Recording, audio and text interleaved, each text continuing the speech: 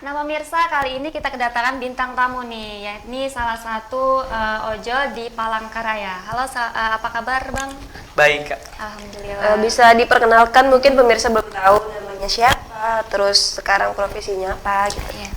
Assalamualaikum warahmatullahi wabarakatuh. Perkenalkan, nama saya Erdin Anwar. Saya dari asli Palangkaraya. Saya bekerja sebagai driver ojek online Palangkaraya.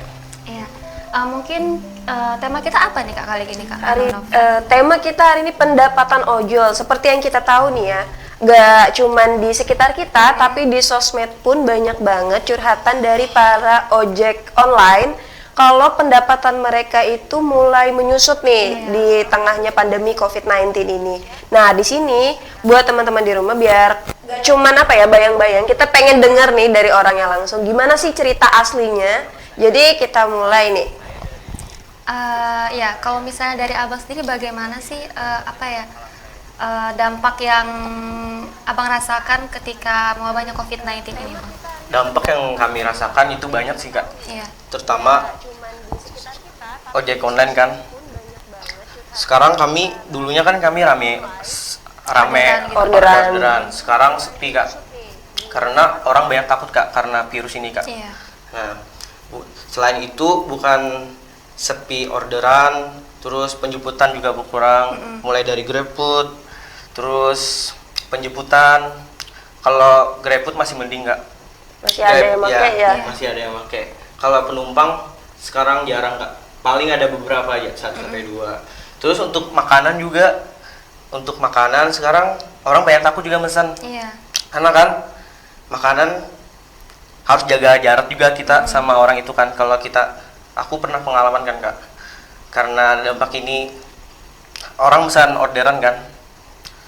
Ya udah saya beli KFC kan. Terus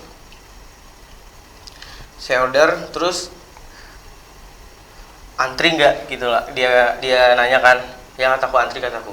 Ya udah di cancel orangnya karena takutnya situ ada virus, Kak. Padahal nggak ada di situ virusnya. Jadi dia cancel karena tahu itu antri. Terus Banyak orang Iya, berkerumunan gitu, banyak orang. Oke, Iya. biasanya KFC emang ada satu antrian khusus ya buat ini driver online. Driver. Memang sih, memang sepertinya di Jakarta juga itu kan sudah memperlakukan PSBB juga. Itu kan sangat berdampak juga terkhusus bagi ojol gitu kan, karena PSBB itu kan tidak memperbolehkan membawa penumpang. Jadi mereka hanya order makanan dan juga barang. Pasti penurunan perekonomian juga kan. Padahal kan sudah di social distancing kan, sudah harus jaga jarak kan. Di KFC itu walaupun antri tapi harus jaga jarak. Jadi customer itu tidak perlu takut lagi gitu. Iya. Kami kan menjaga kebersihan, terus jaga Ikuti jarak. aturan pemerintah ya, padahal kalau menurut Abang sendiri nih, persentasi pendapatan dari sebelum pandemi ini sama setelah pandemi ini berapa sih penurunannya? Berapa persen? 30% penurunannya, Kak. Sangat menurun. Sangat drastis. Iya, dari yang sebelum virus ini kan pendapatannya, ya saya jujur ya, pendapatan saya selama kalau normal 100.000 sampai 200.000 Per harinya. per hari. Terus kalau sekarang ini karena virus ini berturunnya itu hampir 30%. Saya hanya mendapati kalau dari pagi sampai malam bisa dapat 4 orderan atau 40.000 atau 50.000. Itu pun kurang, Kak, bagi kami. Iya ya, parah sih ya, lumayan ini. Iya. Dan buat penjemputan sendiri pernah nggak? Kalau di Palangkaraya nih ditanya sama polisi. Penjemputan ya pernah sih, tapi harus pakai masker, Kak. Sekarang kalau penjemputan itu kan di mana-mana kan ada penjagaan posko-posko kan. Kalau kita mau kemana gitu ditanya maskernya mana, Mas. Kalau ditanya itu disuruh, kalau nggak ada kan kita disuruh pulang ambil maskernya gitu. Oh gitu. Masih sebatas itu ya. Ya memang di beberapa pusat perbelanjaan juga memang sekarang sudah diharuskan menggunakan masker sih. Iya, masker. Iya, terus kalau misalnya Abang sendiri ada nggak sih rencana untuk pindah pekerjaan lain gitu? Rencana sih ada. Saya sampingan ada usaha, Kak. Apa Saya itu? cuman jualan online gitu. Ya sambil ngantar-ngantar. Oh iya. Dan itu udah cukup menutupi kekurangan ini. Ya kalau buat makan sih cukup. Cukup Cuman ya. kalau buat bayar kayak kreditan motor Iya. itu masih kurang. Apalagi kita ngarapin Grab kan, nggak apa, nggak Kurang gitu. Kurang. gitu. Iya. Benar-benar ya. Dan dari apa namanya? Dari cerita ini suka dukanya, ada sukanya nggak sih di pandemi ini atau emang sedih aja Suka gitu? terus gitu. Sukanya sih banyak kak. Kalau sukanya itu kita diberi tips oleh penumpang, Iya. terus Untuk ada dikasih apa Makanan, makanan lebih kalau ada lebihan kan, ini mas ambil aja katanya gitu. Kalau dukanya itu sih banyak. Banyak ya? Iya, cancel orderan. Tiba-tiba kita kan udah beli makanan terus Iya, di cancel. Tapi untung aja dari pihak Grab kan bisa kalau kayak di cancel bisa digantikan dari kantor gitu. Oh. Jadi gitu ya. Kayaknya. Kalau pengalaman abang sendiri yang tak pernah terlupakan tuh apa tuh bang? Ada nggak sih? Yang nggak tak pernah terlupakan ya. Ada sih. Ya pernah kan ngantar penumpang kan. Iya. Untuk menumpang orderan makanan. Talangannya itu lumayan banyak sih, 300.000.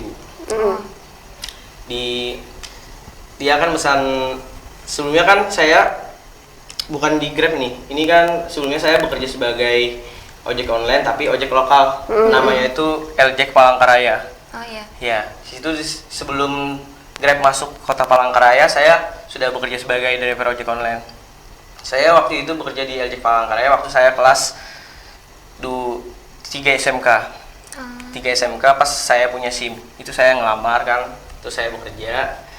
Nah, terus tuh pengalaman yang tak pernah terlupakan itu waktu saya bekerja sebagai di LJ Palangkaraya itu, saya pernah ngambil orderan kan dari LJ kan, dikasih orderan.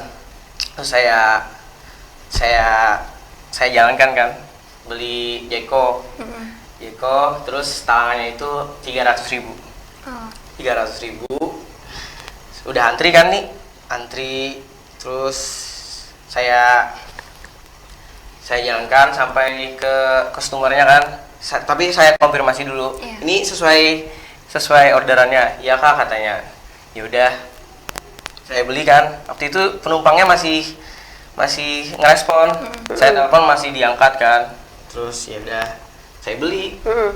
Terus saya antarkan kan ke alamat ke Jalan Putri Junjung Buih 3 waktu itu tuh. Situ terus sampai di situ saya telepon, rumahnya kan sesuai nomor 83. Udah saya antar, saya ketok kan. Misi saya nggak ada yang Respon. Terus saya ketok lagi sampai 3 kali, 4 kali, 5 kali nggak ada respon. Saya telepon, orangnya nggak aktif kan.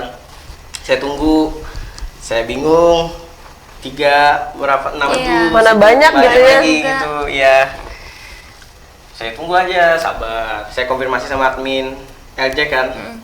Saya telepon admin, kata aku, ini orangnya nggak respon kata aku loh. Tunggu aja dulu. Ya udah saya tunggu. Ketok lagi, ada anjing sebelah kan, Iya. gonggong. Ya udah kaget saya kan. Ya udah saya gonggong terus kan. Akhirnya pemilik rumah keluar. Dia bilang, "Kenapa mas?" katanya. "Ini mau ngantar makanan." Terkejut kan? Hah? Iya. 6 dus kotak Jeko itu kan? Iya.